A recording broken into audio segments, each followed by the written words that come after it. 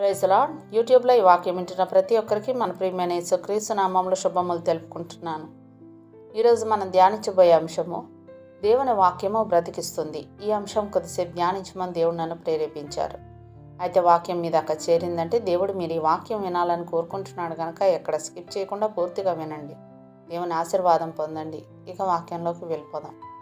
మత్తయి సువార్త 4:4 చూసినట్లయితే, మనుష్యుడు రొట్టె వలన మాత్రము కాదు కానీ దేవుని నోట నుండి వచ్చే ప్రతి మాట వలనను జీవించును. ఆమేన్. దేవుడు ఈ భూమి మీద మనుషులను సృష్టించినప్పుడు తినడానికి ఆహారంగా పండ్లు తప్ప వారికి ఇంకేం ఇవ్వలేదు. ఇప్పుడైతే మనం కొంతకాలం ఏమీ తినకపోతే చనిపోతాం, కానీ అప్పుడు చావు లేదు. అయినప్పటికీ తినడానికి దేవుడు వాళ్ళకి ఎన్నో రకాల రుచికరమైన పండ్లు ఇచ్చాడు.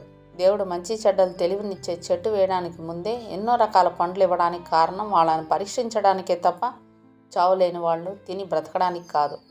ఆహారం వలననే గాక యెహోవా సెలవిచ్చిన ప్రతి మాట వలన నరులు బ్రతుకుదురని నీకు తెలియజేయుటకు ఆయన నిన్ను అణచి నీకు ఆకలి కలుగుజేసి అంటూ ద్వితీయోపదేశకాండం 8:3 రాయబడింది. మనుషులు కేవలం ఆహారం వల్ల మాత్రమే బ్రతకరని దేవుడు చెప్తున్నాడు. ఏదెన్ తోటలో దేవుడు ఆదాము హవ్వలతో నీవు వాటిని తినుదినమున నిశ్చయముగా చచ్చెదవని నరునికి ఆజ్ఞాపించెను అంటూ ఆదికాండం 2:17 రాయబడి ఉంటుంది.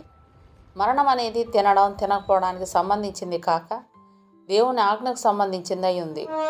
ఆజ్ఞాతిక్రమమే పాపము, పాపం వలన వచ్చే జీతం మరణము.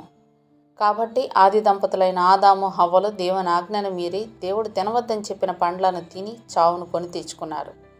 కేవలం ఆహారం మాత్రమే మనిషిని బ్రతికించదు. అయితే చాలామంది ఆకలితో సంబంధం లేకుండా తినడానికే పుట్టినట్టు ఎప్పుడు తింటూనే ఉంటారు.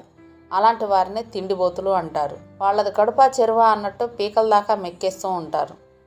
అపోస్తులుడైన పౌలు ఫిలిప్పీలకు రాసిన పత్రిక 3:19 చెప్పిన విధంగా వారి కడుపే వారి దేవుడు అన్నట్టుగా తిండి మీదనే వారి ధ్యాస అంతా ఉంటుంది. ఇలాంటి వారు తిన్నా చేస్తారు, తినకపోయినా చేస్తారు.